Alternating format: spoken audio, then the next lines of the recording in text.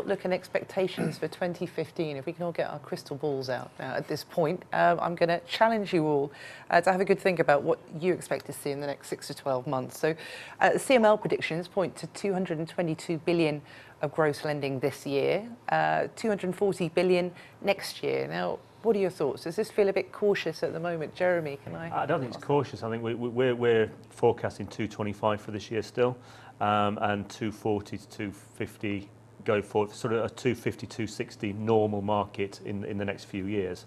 The reason for 225 is we feel there are enough headwinds that we can overcome, and I think there's a lot of things like the remortgage market coming back that we do expect to come back, and I think brokers can play a really important part in that.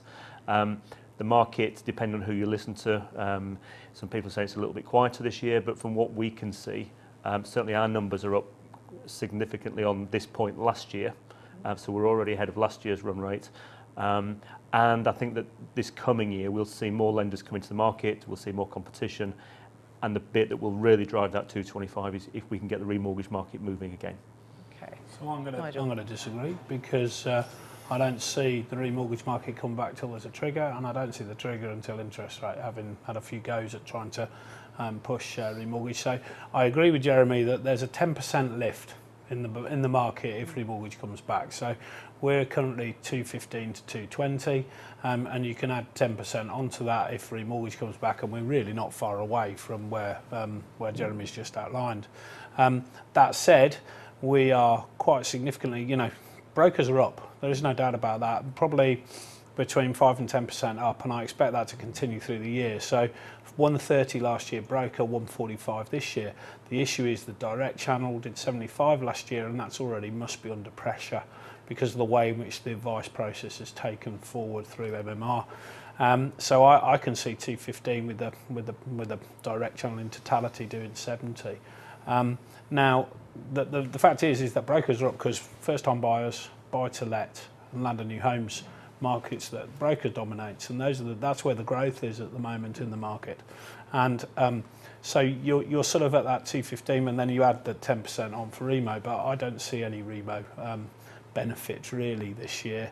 And I'm very concerned about the election result. I mean, you look at house sales in January, down quite significantly. We really need a clear result, and because if we go into sort of paralysis, we're still predicting a very strong second half of the year. So the first half of the year, quite a very strong second half. But if there isn't a positive outcome, and I don't care who wins, I just want a positive outcome, then we could be faced with a downturn. Because if you look at the Bank of England stats, January, February, they're not very good. So Jeremy's up. Well, great news for him and great news for us because we're up too. But that isn't actually the market. The market is down. And year on year it's down, and house approvals and sales were down in January. So we're in this quite quiet time, and we need second half to push back. We need a positive election result. Makes year on year comparisons quite difficult because the market probably isn't in normal state as we'd know it. I mean, it all sounds like it's in the ballpark. I think if we all gave numbers, we wouldn't be violently disagreeing with where things are. But it's early in the year, and it's a strange time to be making a big forecast, I think. All the indicators, if you look at employment, unemployment, all positive, inflation where it is, although ambient inflation is actually running 2–2.5% still, it's the oil price that's depressed it down to zero, and therefore that's why the governor isn't that worried about all of that, and that's why they're quite benign about that. The economy's not really in recession or in a bad place, and we're not into that kind of bad place economically. Therefore, indicators are positive. Base rate increases, you've got Andy Haldane saying because as much go up as well as down, therefore it's kind of in that ballpark of not much movement. Therefore, everybody's sitting on their bottoms thinking, well, actually, I'm quite comfortable with what I'm paying. Which isn't great for us. We need the trigger. The consumer will move if they get the trigger. Now, I don't think the broker at the moment can do that. Isn't that up to us to create that trigger and to talk to the market and say, somebody will move their car insurance for £50 a year. They'll move their gas and electricity bill and they'll save themselves £30 a year, and they'll think they've done a fantastic thing. There is an opportunity in the market for a customer to give themselves a £3,000 a year pay rise. So that's got to be a trigger. That's got to be a trigger we can work on. But it is if your payments haven't moved for the last 4 years, and as far as you're concerned, that's a sunk cost. It's only when you get that base rate move that I believe that we'll get that extra 20 bill, because there's 20 bill to go after. Now, all we're doing, frankly, Jeremy, is saying, well, I don't believe you. I think it'll come in next year when the base rate will move, I think. And I don't think it'll happen this year. You're saying, well, brokers can do that. They can, but they need a trigger from they need a trigger for the consumer to look at it, because at the moment I don't think they are. I think that trigger is somebody picking up the phone and saying, I can give you a £3,000 a year pay rise.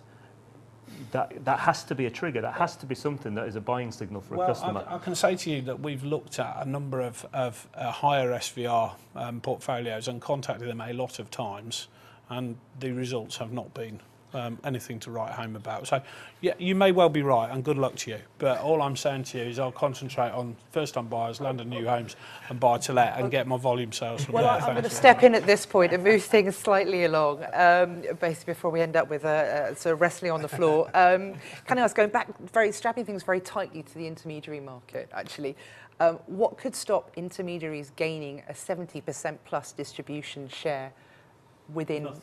Nothing. And by when? What's the time frame we're talking about here? So I agree with Nigel. Absolutely nothing. We've seen a growth in the intermediary market over the last 2 years.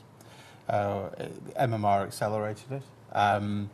If you look at the growth this year in the mortgage market, the intermediary channel is doing well. It's the direct channel that's lagging behind.